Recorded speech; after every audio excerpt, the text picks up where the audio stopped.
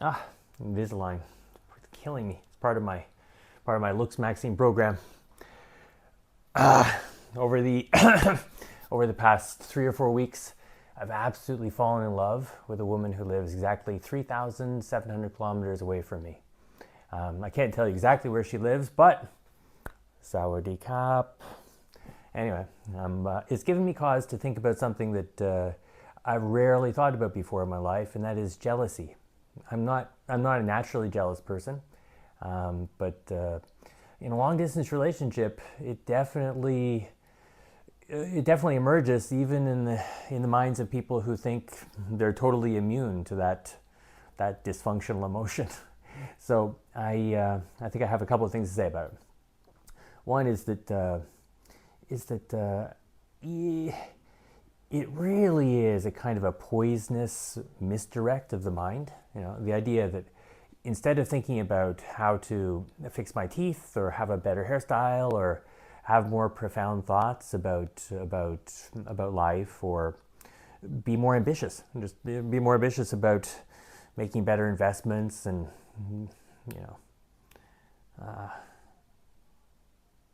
be more creative.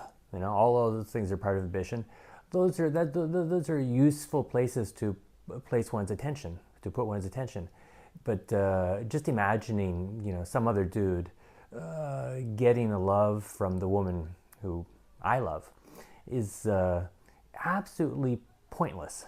Absolutely pointless, and it exerts a big opportunity cost because I'm not thinking about those things I just mentioned.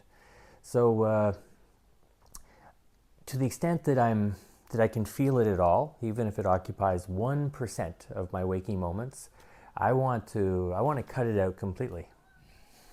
So one thing I'm very sure of is that the antidote here is not to just tell oneself to stop being jealous or stop being possessive, because as a runner, I know that when somebody says just relax in running, making your jaw loose and your shoulders loose is important, right? So if a very relaxed runner behind me looks at my tense self, and says, "Why don't you just relax?" It absolutely is counterproductive. It makes me more tense.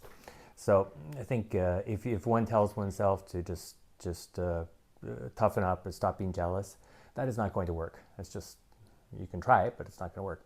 So I think what is useful here, though, is to say, this is a great chance for me to learn how to surrender to the universe. I am going to do everything I possibly can, right? I'm going to wear my hair in a stylish way, right? I am going to get massive Botox all over my face to smooth myself out. I'm going to think the most profound thoughts I can about work and about death and about friendships, whatever it is. I'm just going to think as usefully and in as interesting a way as I possibly can. And I'm going to do a lot of things that men usually don't like to do, like long video chats, and sending lots of messages every day, because I love this woman, right? And then if that doesn't work, right? If the woman you love still chooses somebody else, just somebody who's just closer, more closer, geographically closer, right? Then this moment where you can just surrender to the universe, when a person can say, I have done everything I possibly can to make her love me, and it didn't work. I'm sorry, technological malfunction.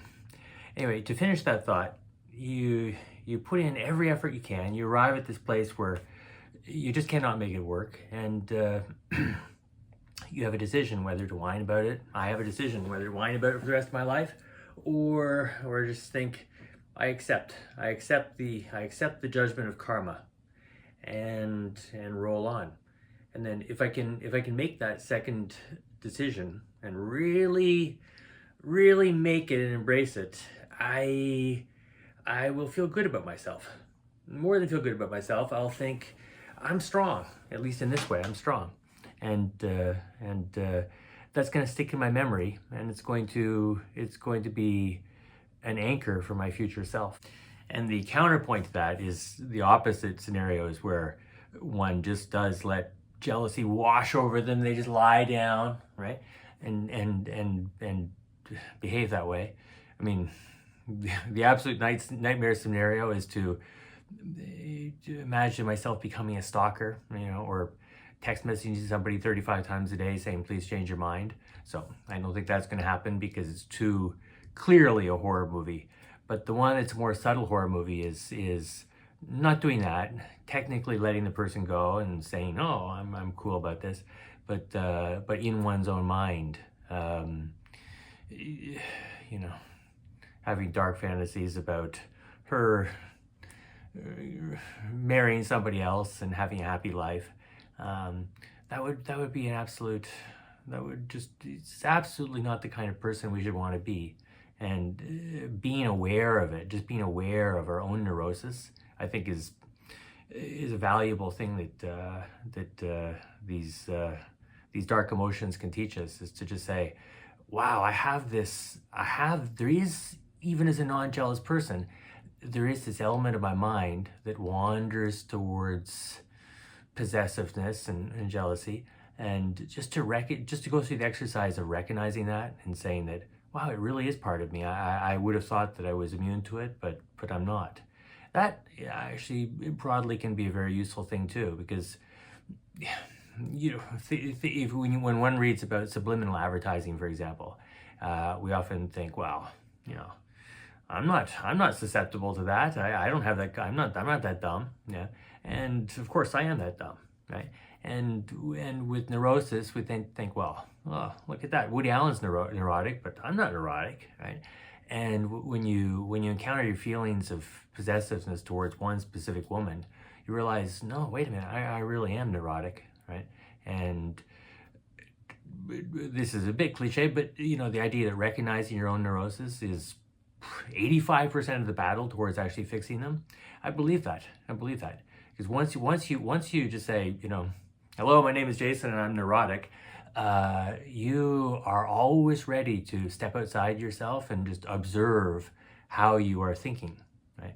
And if you're in denial or telling yourself stories about how you're perfectly sane, you're in big trouble, because we are not sane. And if you believe you are, then it requires this complex cognitive dissonance where you try to explain to yourself why you are behaving this way, but you ruled out the possibility that you're neurotic, so you're looking for logical explanations, and in the case of jealousy, there are none.